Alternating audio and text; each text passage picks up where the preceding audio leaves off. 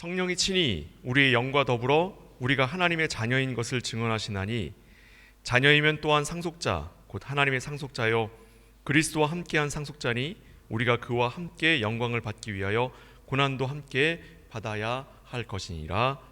아멘. 우리가 계속 우리 로마서 8장을 살피고 있습니다. 로마서 8장을 살피면서 나오는 주된 내용은 구원은 하나님으로부터 시작해서 하나님께서 행하시고 하나님께서 완성하시는 것이다, 이 얘기입니다. 그래서 하나님이 세상을 창조하시기 위해서 계획을 세우실 때에 이미 하나님께서 구원할 자들을 정하셨다라고 하는 게 성경이 가르칩니다.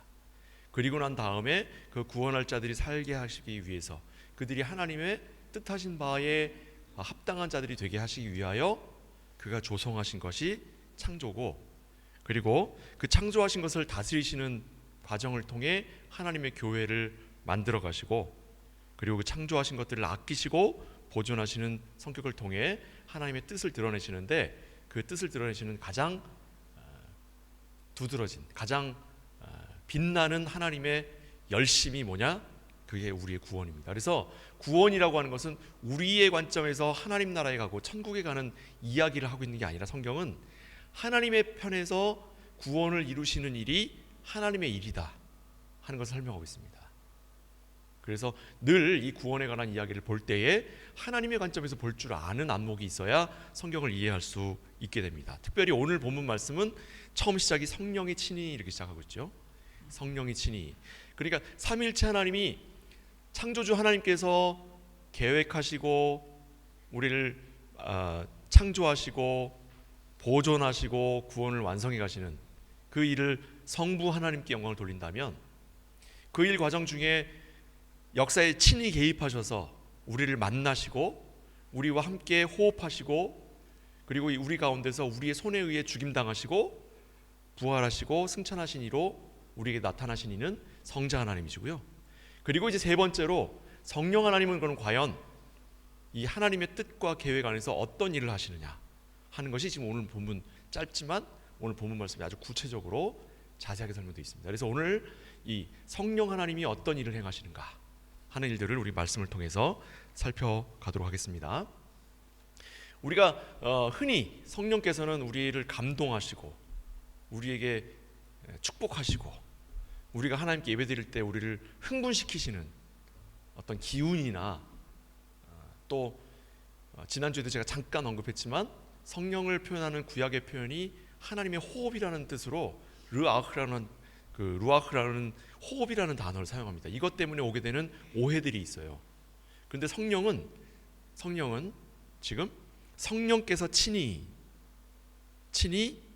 우리의 영과 더불어 우리가 하나님의 자녀인 것을 증언하신다라고 해서, 지금 성경은 성령께서 그냥 단순히 호흡이거나 기운이거나 능력이 아니라 인격이라고 하는 것을 지금 이야기하고 있습니다. 인격입니다. 그죠? 예. 그래서 오늘 제목이 성령이 친히 증거하신다예요. 성령이 친히 증거하신다. 예. 그러면 하나님, 이 성령께서 행하시는 일이 과연 무엇이냐라고 하는 겁니다. 8장 26절에 우리가 좀 이제 몇 주 뒤에는 살필 거지만, 우리 26절 본문 말씀 보세요. 성령께서 행하시는 일에 대하여 이렇게 언급되어 있습니다.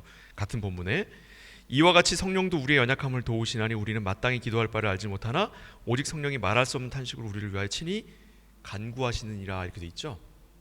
자, 이 말씀을, 그러니까 제가 누누이 말씀드리는 것이 뭐냐면, 우리에게 익숙한 성경 본문일수록 우리가 너무 쉽게 이 본문 말씀을 이해하려고 한다는 거예요. 우리식으로.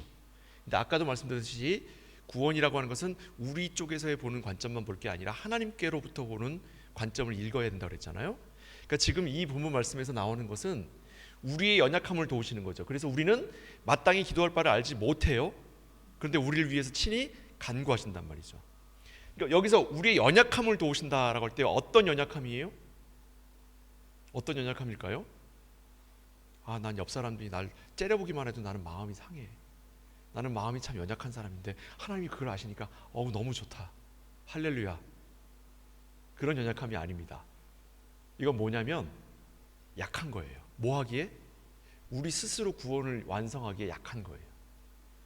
그러니까 우리 스스로 구원을 이루기에 우리가 그 능력이 없는 자이기 때문에 우리를 도우시는 거예요. 누가? 성령이. 물론 하나님이 도우시죠. 그래서 성령 도라고 돼 있죠. 그죠? 가이스트 아우흐. 네. 성령 도죠. 그러니까 우리가 연약하다라고 하는 게, 우리가 스스로 구원을 이룰 수 없다라고 하는 게 뭐예요? 우리는 마땅히 기도할 바를 알지 못한다고요. 우리 맨날 기도하잖아요. 그죠? 근데 성경이 뭐라고 그래요? 우리는 마땅히 기도해야 할 내용을 우리가 알지 못한다고요. 우리가 마땅히 기도해야 할 게 뭔데? 하나님의 나라의 완성과 하나님의 뜻이 이 땅 가운데 이루어지는 것을 위해 기도하는 자들이에요, 우리는. 근데 우리는 뭘 기도하죠? 하나님 재건 내줘요. 쟤 날 이상하게 째려봤어요. 내 마음이 약한데 나 째려봐서 나 너무 마음이 힘들어요. 이런 거. 나 내일 시험 보는데 나 졸음이 와서 어떡하지? 졸음 좀 쫓아내줘요. 뭐 내가 뭐 별 큰 걸 바라는 거예요? 뭐 대통령이 되게 바래요? 이 나라를 나한테 달래? 복권이 당첨되길 바래요? 아니, 나 소소한 거 바라잖아. 그것도 안 들어주실 거면 뭔 이런 약속을 들어주셔요? 우리의 논리는 그거예요. 근데 지금 성경에서 말하는 건 뭐냐면 마땅히 기도할 바를 알지 못해요. 무엇을? 하나님의 뜻. 하나님의 뜻이 뭐라고 했습니까? 하나님은 오로지 나만 봐요. 나만 봐. 오로지 우리만 봐요. 교회만 보시는 거예요. 하나님의 온전한 관심은 교회예요. 교회. 그래서 그의 뜻은 온전히 교회를 향해 있어요. 교회가 누구라고요? 우리 자신이에요. 우리 자신. 우리 자신, 자인, 우리 자인을, 우리 나됨을 바라보시는 거예요, 하나님은. 근데 우리는 뭐만 봐요? 뭐 해줘요만 봐요. 뭐 해줘요. 뭐 해줘요. 그러니까 마땅히 빌 바를 알지 못하는 거예요. 그래서 오직 하나 성령께서는 말할 수 없는 탄식으로. 탄식은 어떤 때 합니까? 야, 이놈 봐라, 이뻐 죽겠네. 이게 탄식이에요? 탄식은 어떤 때 하죠? 내가 그렇게 얘기해도 이게 못 알아듣네. 어떡하지? 이게 탄식이죠. 이게 탄식이에요. 성령은 우리와 늘 함께 호흡하시기 때문에 그는 우리를 너무 잘 아셔요. 우리가 연약하다는 걸 너무 잘 아시고, 우리가 마땅히 빌 바를 알지 못하다라고 하는 것을 너무 잘 아셔요. 그럼에도 불구하고 그 잘 아시는 그 내용을 따라 우리의 부족함을 없애주시는 게 아니라 간과하시는 거예요. 없애주시는 게 아니에요. 우리 연약함은 여전히 남아 있어요. 우리는 여전히 마땅히 빌 바를 알지 못하는 자들이에요. 예수 믿고 구원받고 훌륭한 목사님을 통해서 설교 들어서 내가 깨달음을 얻어도, 성경을 내가 100번 읽어가지고 성경을 통해서 내가 성경을 달달달달 외워도 여전히 우리는 연약하고 여전히 우리는 빌 바를 알지 못하는 자들인데, 성령은 그것을 안타까워서 탄식하면서도 불구하고 어떻게 하신다고요? 우리를 위해 친히 간구하신다고. 요게 성령이 하시는 일이에요. 요게. 그러니까 성령이 하시는 일은 무엇과 관련돼 있어요? 구원과 관련돼 있어요. 구원과 관련 없는 일에 대하여 성령께서는 일하십니까? 안 합니까? 안 하셔요. 이게 가장 기본적인 성령의 일하심이에요. 그러니까 우리가 주여 대학에 붙여 주시옵소서 하는 그 자리에 성령이 계셔요, 안 계셔요? 계시죠, 당연히. 성령은 늘 우리와 함께 하시니까 계시죠. 그러나 우리가 성령이 그런 일을 하신다고 오해하는 거예요. 왜요? 우린 연약하니까. 우린 마땅히 빌 바를 알지 못하니까. 그걸 보면서 성령께서는 야, 내가 그렇게 얘기해도 못 알아듣니?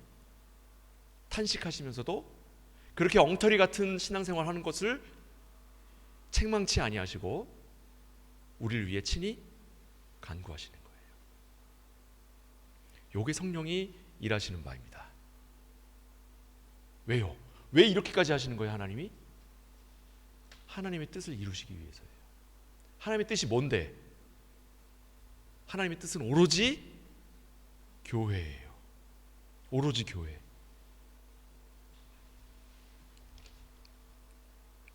그래서 그래서 오늘 본문으로 가보면 성령이 친히 우리의 영과 더불어 우리가 하나님의 자녀인 것을 증언하신다, 증거한다 이렇게 나와 있어요.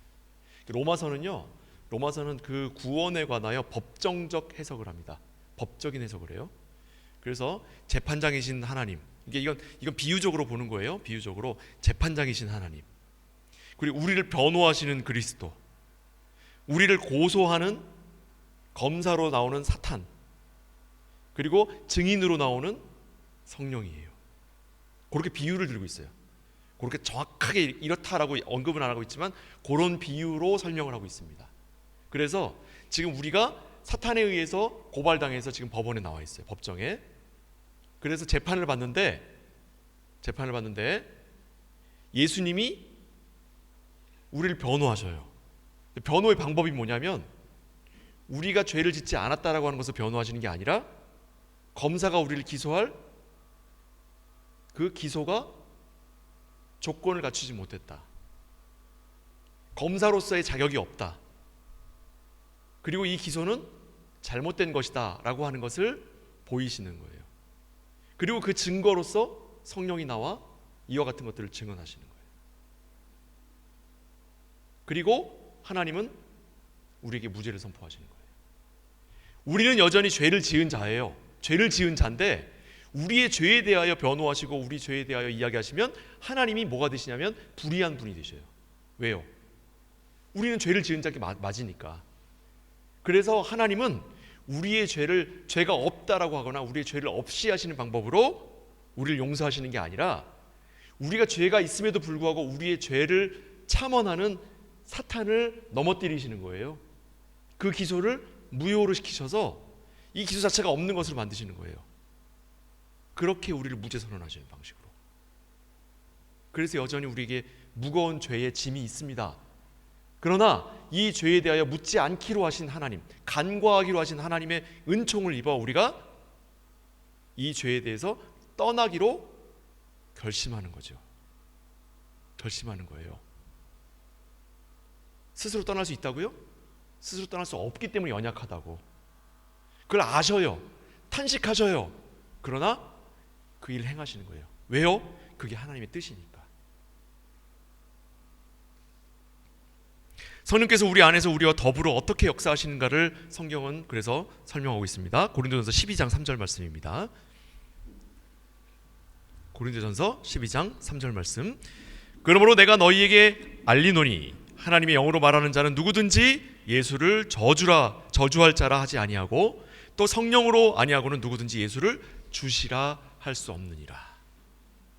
네. 성령께서는 우리 안에 내주하셔서 우리가 스스로 해내지 못하는 고백을 우리로 하여금 하게 하시는 분이시라고요. 제가 그 증거로 누누이 말하죠. 세상에 제일 말도 안 되는 말이 뭐예요? 태초에 하나님이 천지를 창조하시니라. 이런 말도 안 되는 얘기 어디 있어요? 논리적으로 말이 돼요? 이게 과학적으로 증명이 돼요? 예? 이 말도 안 되는 이야기를 믿고 앉아 있잖아요, 우리가. 논리적으로도 정신 나간 사람들이고요. 과학적으로 이 사람들은 뭔가 좀 모자라는 사람들이에요. 근데 어떤 사람들은 이게 안 믿어져요. 근데 어떤 사람들은 이 모자란 사람들이 이걸 믿고 앉아 있어. 예? 이걸 믿고 앉아 있어. 동정녀 탄생은 저 뒤에 나와요. 첫 번째 문장이 태초에 하나님이 천지를 창조하셨대. 근데 그게 믿어지잖아요. 의심 한번 해본 적이 없단 말이에요. 왜요? 나는 이걸 믿을 만한 사람이 못 돼요. 이게 어떻게 믿어져요? 근데 나도 모르는 동안에 이게 그냥 내 안에 들어와서 내 안에 자리를 잡아버리는 거예요. 그 증명이라든가 이것을 여러분들 우리가 살아가는 동안에 수십만 가지 수백만 가지로 이거를 과연 사실이냐 아니냐를 가지고 세상에서는 계속 공격을 해야 될 거예요.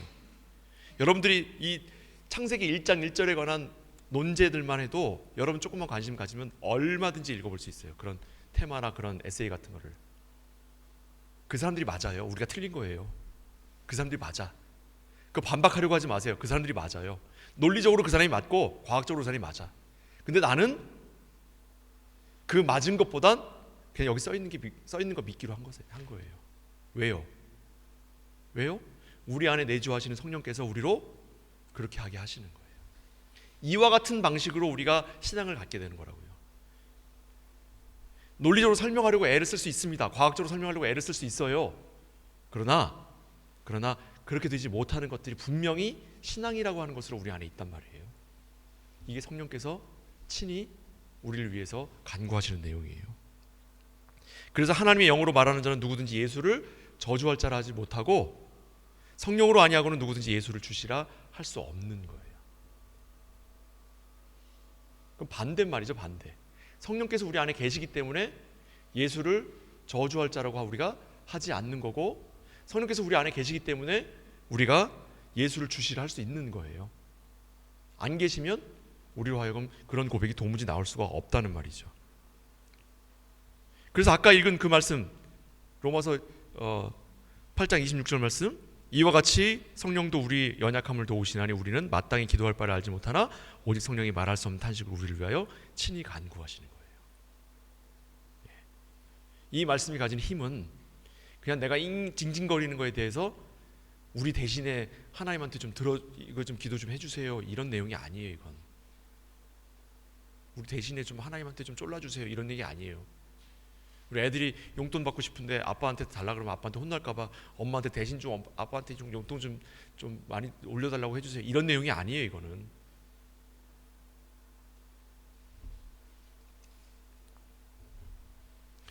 자, 그래서 오늘 본문으로 다시 돌아옵니다. 로마서 8장 17절 두 번째 본문이죠.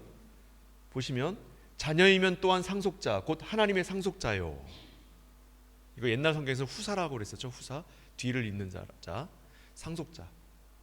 자녀이면 또한 상속자 곧 하나님의 상속자요 그리스도와 함께한 상속자니 우리가 그와 함께 영광을 받기 위하여 고난도 함께 받아야 할 것이니라. 자, 예수 그리스도께서 우리를 형제 삼으셨다는 얘기를 우리 지난주에 살폈죠? 그리스도께서 형제 삼으셨어요. 어떻게 얘기할 수 있습니까? 그리스도를 하나님께서 뭐 삼으셨다고요? 외아들 삼으셨어요? 맏아들 삼으셨어요? 맏아들 삼으셨잖아요. 맏아들이라는 말은 무슨 뜻이라고?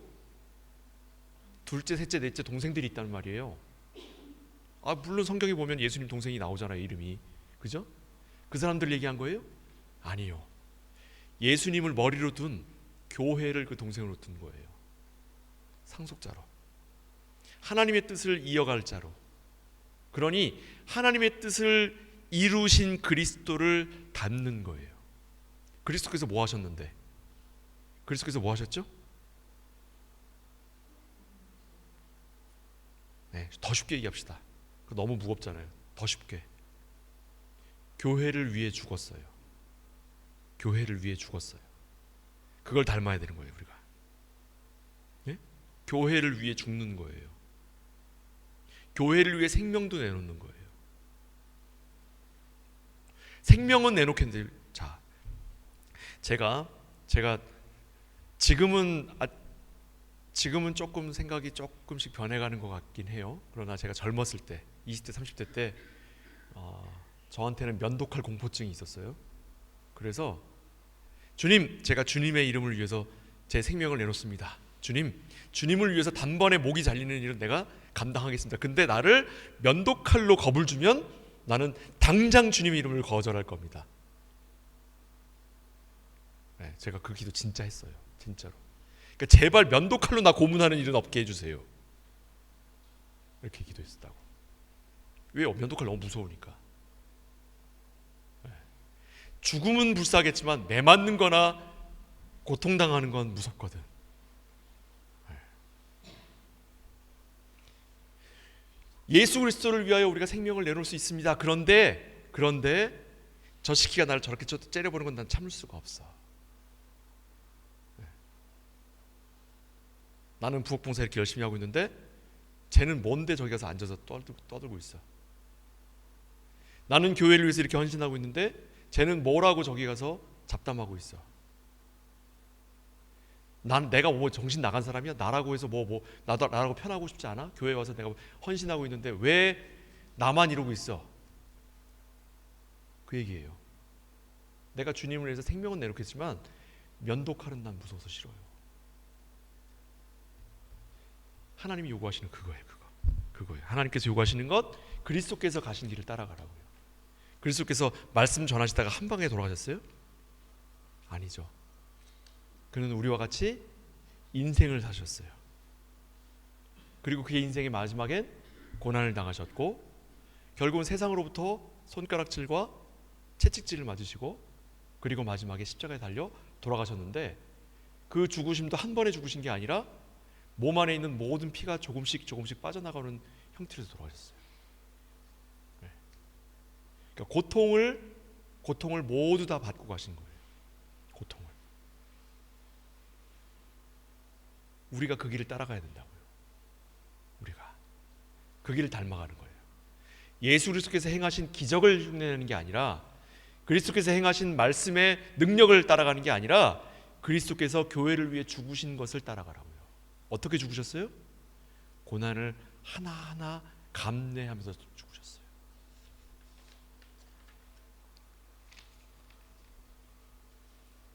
왜 우리가 그렇게 해야 됩니까? 왜 그렇게 해야 되죠? 창세기 28장 14절에서 15절 말씀에 이렇게 되어 있습니다.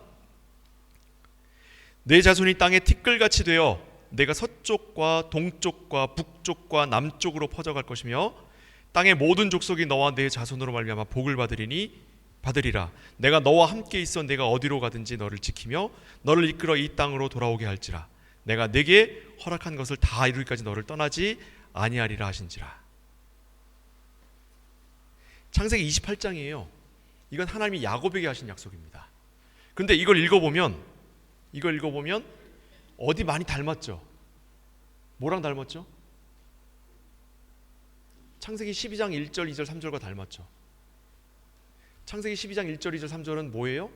하나님이 아브라함과 약속하신 내용이에요. 내가 너에게 복을 주어 큰 민족을 이루게 하리라. 그리고 복의 근원이 되게 하리라. 너를 축복하는 자를 내가 복을 주고 너를 저주하는 자를 내가 저주하리라. 그죠? 그런 약속들을 하나님께서 하셨어요. 더 올라가 볼까요? 심지어 자기 동생을 죽인 악인인 가인에게도 하나님이 이와 같은 약속을 하시는 걸 볼 수 있어요. 하나님이 우리와 맺으신 언약을 그 한 사람 아브라함에게로 끝내는 게 아니라 대를 이어서 그 약속이 그 후손들에게 이어지도록 하시는 것은 뭐냐면 하나님의 약속의 대상이 한 사람이 아니라 하나님이 택하신 백성, 곧 교회라는 뜻이에요. 교회. 하나님이 교회에 대하여 이렇게 약속하신 거예요. 내 자손이 땅에 티끌같이 되어 내가 서쪽과 동쪽과 북쪽과 남쪽으로 퍼져갈지며 땅의 모든 족속이 너와 내 자손으로 말미암아 복을 받으리라. 내가 너와 함께 있어 내가 어디로 가든지 너는 지키며 너를 이끌어 이 땅으로 돌아오게 할지라. 내가 내게 허락한 것을 다 이루기까지 너를 떠나지 아니하리라. 교회는요, 들어가도 복을 받고 나와도 복을 받는 거예요. 동으로 가도 복을 받고 서로 가도 복을 받아요. 북으로 가도 복을 받고 남으로 가도 복을 받는다고. 하나님이 약속하신 가나안 땅으로 들어가 살라고 했더니 은근슬쩍 자기 이익을 따라 애굽으로 기어 들어간 아브라함을 하나님이 벌 주셨어요? 그를 포기하고 버리셨어요? 아니요. 그를 따라 하나님이 애굽에 따라 들어가셨어요. 하나님이 우리를 구원하시기로 하셨다면 우리가 무엇을 행하든 어디로 가든 하나님은 그 구원을 이루어내시는 분이에요. 그것이 하나님이 구원을 이루신다라고 하는 이야기입니다. 이 말씀은 하나님께서 창세기보다도 더 먼저 하나님께서 뜻하시고 계획하신 이야기를 우리에게 증언하고 있는 에베소서 1장에서도 똑같이 이렇게 얘기하고 있습니다. 에베소 1장 13절에서부터 14절 말씀. Ephesians Kapitel 1, Verse 13 bis 14. 그 안에서 너희도 진리의 말씀 곧 너희의 구원의 복음을 듣고 그 안에서 또한 믿어 약속의 성령으로 인치심을 받았으니 이는 우리 기업의 보증이 되사 그 얻으신 것을 속량하시고 그의 영광을 찬송하게 하려 하심이라. 하나님이 우리를 이렇게 사랑하시기로 하시고 우리를 구원하시기로 하시고 그리고 이것을 계획하심은 우리로 하여금 하나님의 찬송이 되게 하시기 위해서예요. 우리로 하여금 하나님의 찬송이 되게 하시기 위해서. 찬송은 우리 예배 전에 우리 복음성 부르는 거, 그다음 우리가 예배 드리면서 찬송가 부르는 거, 이것만 찬송이 아니에요. 여기서 말하는 찬송은 우리가 하나님의 찬송이 되는 거예요. 우리가 하나님의 찬송이 된다는 게 무슨 뜻이에요? 우리 스스로가 하나님의 영광이 되는 거예요. 이 얘기는 뭐냐면 서두에 말씀드린 것처럼 하나님의 온전한 그의 열심을 다한 오로지 하나님의 유일한 관심이 뭐라고요? 우리의 순종, 우리의 열심, 우리의 건전함, 우리의 뽐때 있는 모습이 아니라 우리라고요. 우리라고. 우리 자신이라고요. 우리 자신. 네? 우리 김선영 집사님 옆에 아들이 앉아있네. 그렇죠? 아들이 오늘 교회 와서 너무 기쁘시죠. 근데 오늘 교회를 안 왔으면 미웠겠죠? 그래요? 그래요?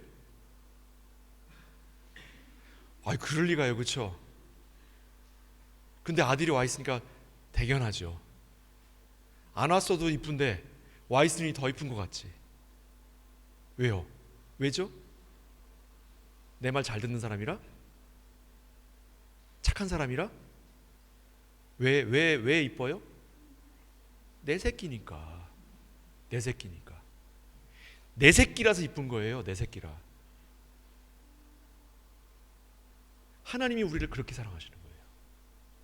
이게 어려워요? 이게 어려워요?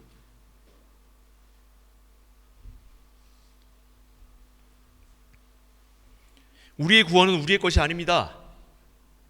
그것은 하나님의 영광을 위한 하나님의 것입니다. 네. 하나님의 영광의 것이에요. 우리는 우리 자신만 살아가는 게 아니에요. 내가 살아가면 나의 부모의 영광이고요. 또 내가 열심히 살아가면 내 자녀에게 대하여 또한 영광이에요. 자녀 또한 마찬가지입니다. 그의 열심은 또한 부모의 영광이고 그의 열심은 또한 그의 자녀의 영광인 거예요. 그런데 열심만이 아니라 그의 그됨, 나의 나됨이 하나님의 영광이라고요. 이 일을 하나님이 이루어 가신다고. 고린도후서 5장 1절에서, 오늘 말씀 너무 많이 찾는데 그래서 좀 서둘러서 가도록 하겠습니다. 고린도후서 5장 1절에서 5절 말씀이에요. Zweite Korinther Kapitel 5 Verse 1 bis 5. 고린도후서 5장 1절에서부터 5절 말씀. 만일 땅에 있는 우리의 장막집이 무너지면 하나님께서 지으신 집 곧 손으로 지은 것이 아니요 하늘에 있는 영원한 집이 우리에게 있는 줄 아느니라. 참으로 우리가 여기 있어 탄식하며 하늘로부터 오는 우리 처소로 덧입기를 간절히 사모하노라. 이렇게 입음은 우리가 벗은 자들로 발견되지 않으려 함이라. 참으로 이 장막에 있는 우리가 진진 것 같이 탄식하는 것은 벗고자 함이 아니요 오히려 덧입고자 함이니 죽을 것이 생명에 삼킨 바 되게 하려 함이라. 곧 이것을 우리에게 이루게 하시고 보증으로 성령을 우리에게 주신 이는 하나님이시니라. 뭔 말이에요? 집이 무너졌다고 해서 하나님의 집이 무너진 거라고? 이게 예배당이 무너졌다고 해서 하나님의 집이 무너진 거예요? 그렇지 않다고요. 그 얘기는 뭐예요? 이게 교회인 것은 이게 교회라고 이름 지었고 건물을 지었기 때문이 아니라 여기에 앉아있는 보이지 않는 성도들이 여기 앉아있기 때문에 이게 교회라고. 그러면 이 교회, 이 성도들이 교회인 것은 뭐라고요? 성령께서 이 성도 안에서 그것을 보증하시니까. 그래서 교회인 거예요. 그 하나님은 성령의 보증하심을 보고 하나님은 전적으로 우리에게 열심을 다하시는 거예요. 우리 보고 이뻐하시는 게 아니라 우리 안에 성령의 보증하심을 보고 우리를 이뻐하시는 거라고.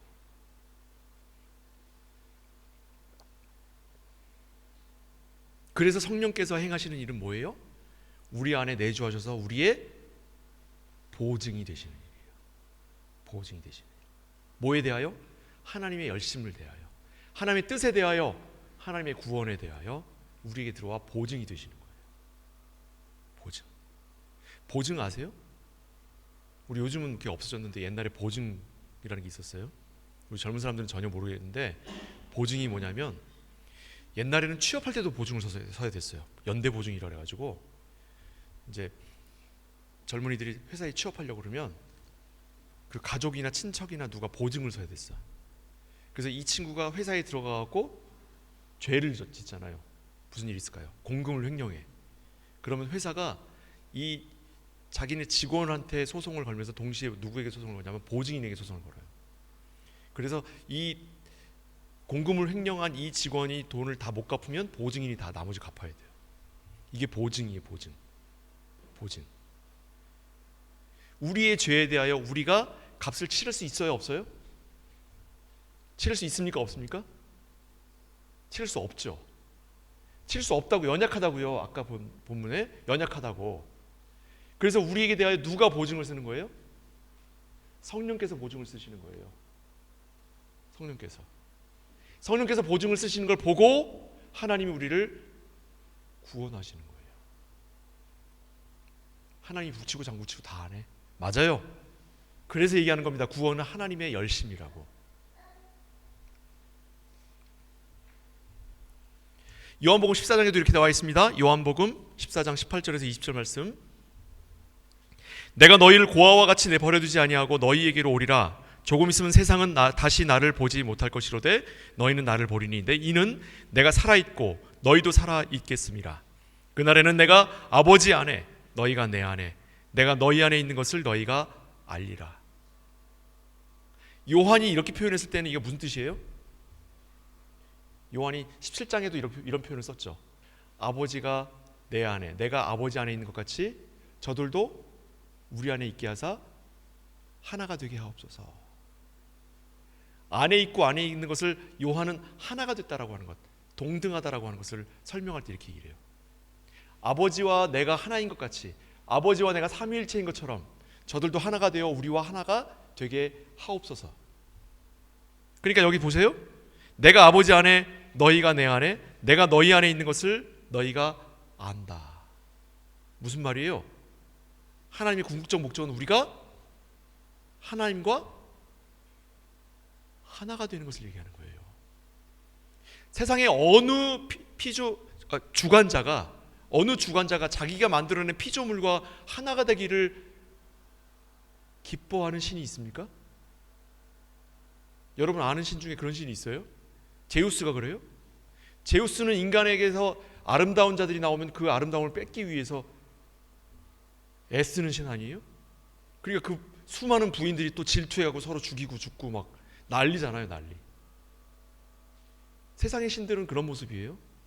근데 우리가 믿는 하나님은, 아니 우리를 사랑하시는 하나님은 자신이 피조물인 우리와 동등함을 누리기를 기뻐하시는 분이에요. 급이 다릅니다. 급이.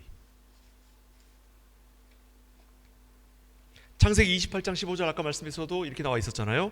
내가 네게 허락한 것을 다 이루기까지 너를 떠나지 아니하리라. 하나님께서 우리에게 허락하신 게 뭐죠? 하나님께서 우리에게 허락하신 게 뭐예요?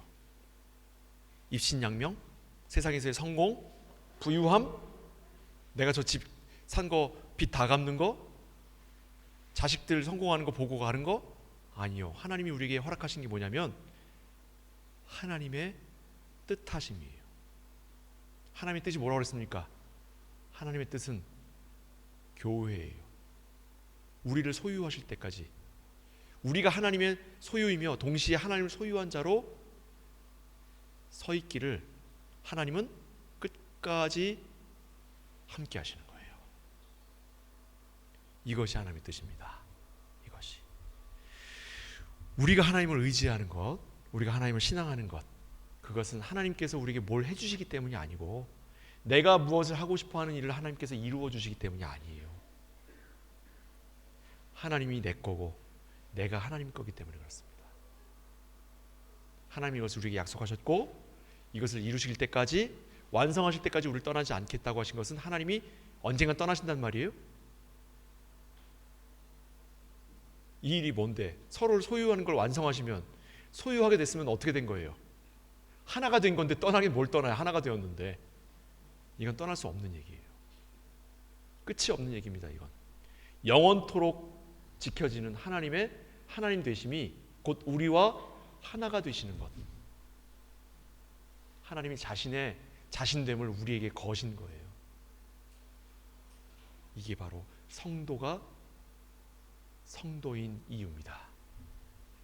이제 뭘 두려워하겠습니까? 내 안에 벌어지는 모든 일들, 세상을 살아가면서 겪게 되는 모든 일들. 눈이 오지요. 눈이 오면 밖에 나가면 춥잖아요. 우리는 감각하지요. 우리는 느끼지요. 감각하고 느끼는 것 때문에 우리는 실제로 벌어진 것보다 더 많이 두려워하고 더 많이 무서워합니다. 우리가 지난주에 두려움과 떨림에 관해서 잠깐 얘기했죠. 지난주 두려움과 떨림에 관해서 얘기했죠. 두려움은 밖에 있는 것들에 대한 무서워함이에요. 떨림은 내 안에서 일어나는 거예요. 어두운 길을 보면 어두운 길이라고 하는 것에 대한 정보가 내게 들어오죠. 그럼 그 어두운 길을 두려워하는 게 있고, 그 어두운 길을 무서워서 못 가는 게 있어요. 정보가 들어와서 그 정보에 대한 두려움이 있고, 그 정보 때문에 내 안에 무서움이 일어나는 것이 있어요. 이 두 가지가 우리가 세상을 살아가게 하는 데 있어서 제일 어렵게 만드는 것들이에요. 그런데 이 모든 것들은 사실 하나님의 뜻 안에서 아무것도 아니라고.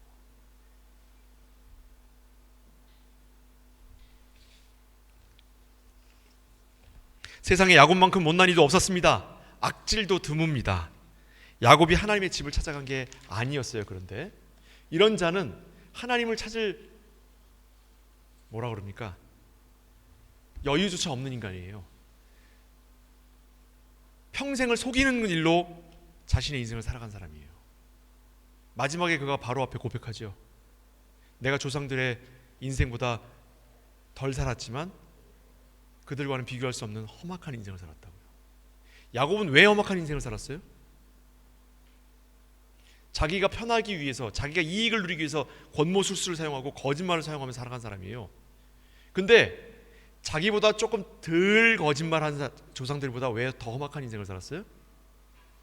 자기 스스로 자기 인생을 개척하려 했기 때문에 그래요. 그의 인생에는 하나님이 없었기 때문에 그래요. 그러나 하나님은 늘 그와 함께 계셨습니다. 그가 잠을 잘 때 그를 찾아오신 이가 하나님이시고, 그가 자기 삼촌 라반을 속일 때나 자기 아버지를 속일 때나 자기 형제를 속일 때나 심지어는 자기 부인과 가족들을 속일 때에도 하나님은 그와 함께 하셔서 한 번도 그를 떠나신 적이 없어요. 그러니 이제 우리가 어떻게 해야겠습니까?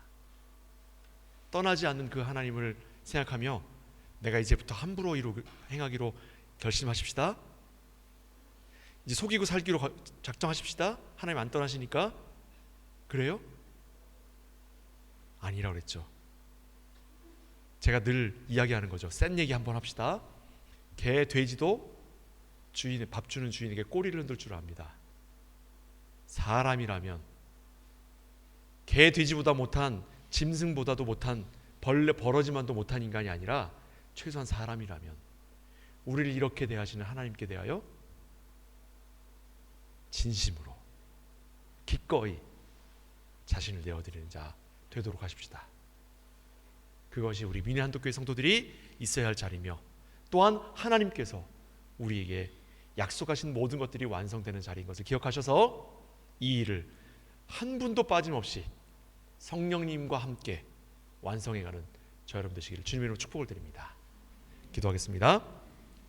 사랑하는 아버지 하나님, 하나님께서 모든 것을 이루셨다는 말에 기운 빠지고 의욕을 잃어버린다는 것은 우리가 아직 하나님이 어떠한 분이신지 모르기 때문입니다. 안 해도 되고